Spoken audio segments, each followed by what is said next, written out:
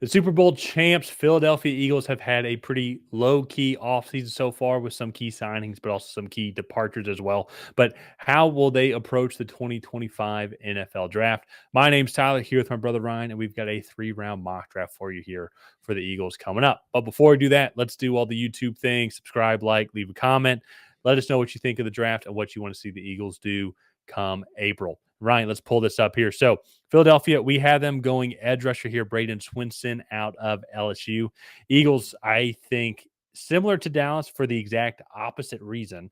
I think could go in any direction here. I think they are just their team is like just loaded. It feels like so they're trying to find what backups do we want to have, maybe some guys that we can go and develop.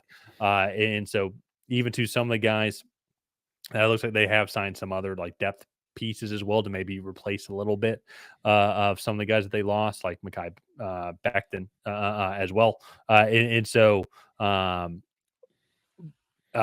sorry, and I'm also thinking of Milton Williams also too, and Yeah. Josh Sweat moving on as well. So like maybe they go that route, like we lost this piece, so let's try and replace him with a piece of a guy that we can develop. So here we kind of have that Josh Sweat replacement going with Bradyn Swinson. Ryan, what do you like about Swinson and what he brings to this Eagles team? His nickname was Sack at LSU because that's what he gets. He gets a lot of sacks. Maybe Was that not a the locker bet. room nickname or was that a fan No, nickname? no. It was Okay. I guess it was his fan nickname. Okay. All right. But Because there's a I, difference. Yeah. yeah, no, the big difference. But I like what he brings to the table. He's patient as a backside run defender. He can really get downhill and get after the quarterback as well. Like he just does so many things well. And I think coming in, you're looking for a rotational guy that has a lot of room to, I think, grow and develop into a starter here, especially at the back end of the first round. And that's exactly what Bradyn Swinson is.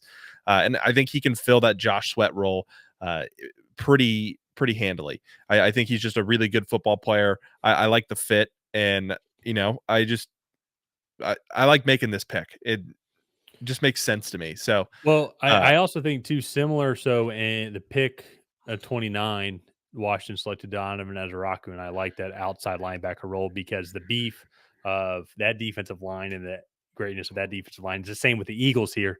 Because what really makes this whole defense great is the studs that they have on the interior with Jalen yeah, Carter leading the way. Jordan Davis also too. Milton Williams was also really good as well, so they're gonna have to replace that somehow. But I think they'll still be fine just with how great those other two guys are. So your outside linebackers like have a great opportunity here to just kind of pin their ears back because there's so much pressure coming from the interior.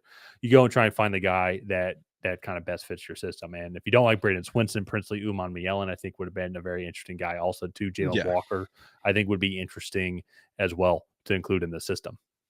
Yeah, no, I think all those guys would do really well in this system, and that is one of the things. Now Philadelphia is kind of the cream of the crop organization in terms of draft and develop, and they have just a great depth of talent now. Like Nolan Smith is probably going to step up and be that next edge rusher for them. They do have maybe a bigger needed edge rusher also because Brandon Graham did retire.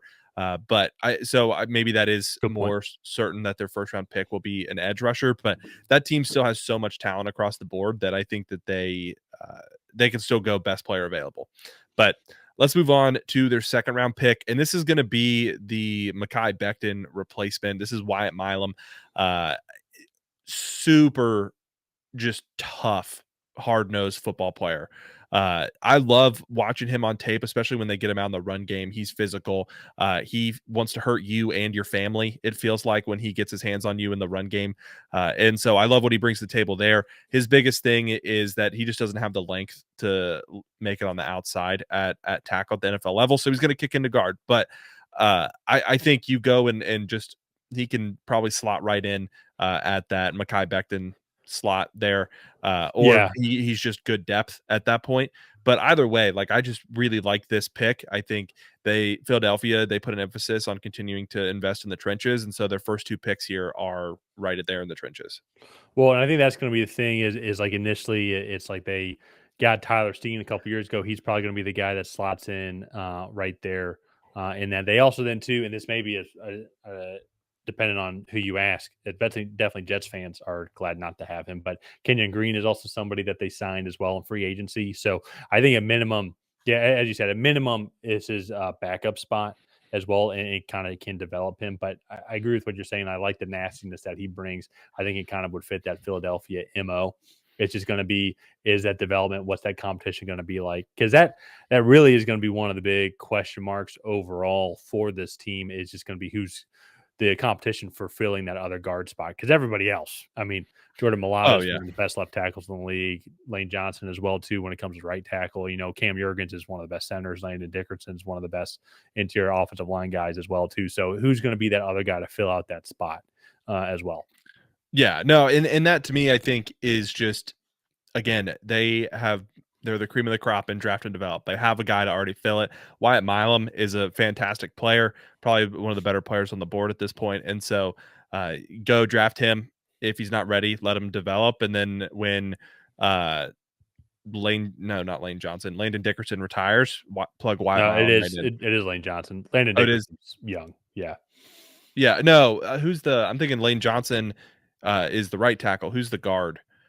Well, now it's Tyler Steen. Landon Okay. Dickerson, Cam Jurgens, and Tyler Steen, they drafted That's in the 21, interior. 22, 23. Yeah. Oh, okay, that's right, that's right. But then a few other options. They could go Azarie Thomas, the cornerback from Florida State. Xavier Restrepo is on the board there as a option, like a slot option, although he ran like a 4.83 at his pro day the other day. And so I don't know if he's still a potential option here in the second round, but they could also go Jeffrey Bassa and get another linebacker to go with Zach Bond and Kobe Dean and in that group. So all in all, again, just so many options for this Philadelphia team. And when you have this much talent, drafting, I feel like becomes one harder to predict, but then you can really take some swings at some guys that can come in for your team. Yeah. So last pick here, pick 96, going to be Nohl Williams, the cornerback out of Cal. I really like him. Actually, I don't want to say reminds me a little bit of Quinion Mitchell because he's not as good.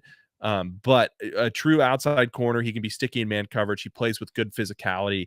You can tell he has that mentality that you want in a corner to go one-on-one with some of these wide receivers, but he can also be pretty good in zone as well. Has a few technique things to kind of round out, can be a little stiff in the hips at times, but I really like this pick. I think if Cooper DeJean is your nickel, you have Quinion Mitchell. You did get rid of Darius Slay, so I think at some point early on you're going to want to invest in a corner. So I like Nohl Williams a lot.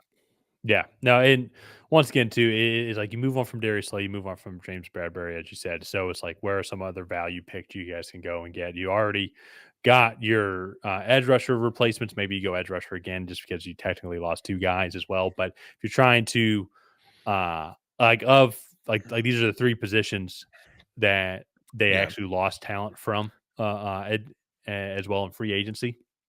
So how do you get more youth there? Yeah. How do you I, replenish that? So I could see these three positions being taken in any order based off like their overall preference of who's available at that time. Actually, looking at this right now, I might switch the Nohl Williams and Aeneas Peebles pick because I think Minnesota could use another corner, and Aeneas Peebles could be a Milton Williams esque Could be. defensive tackle with his pass rushing prowess. So, I mean, that's it for Philadelphia. I do think like this is the premier team in the league right now. I know that's easy to say with them coming off a Super Bowl, but like they just have so much talent. You go look at that offensive side of the ball. Like Jalen Hurts is one of the best quarterbacks in the game right now. Saquon Barkley is probably the clear cut top running back in the league. Their wide receiver room is just nasty. That offensive line is the best in the league, and we haven't even started talking about the defense yet. So Well, this is the scariest part too, and this is wild if I am correct on this, and I need to go back and double check the Kobe Dean's contract status. But I think Zach Bond, according to our lads, as of right now, I need to double check even Reed Blankenship. It looks like he's still on some sort of rookie contract. I think Zach Bond is the only guy on the first string defense on a like second or third contract with the Eagles. jeez. Everybody else is still on their rookie contract, which is wild to think about.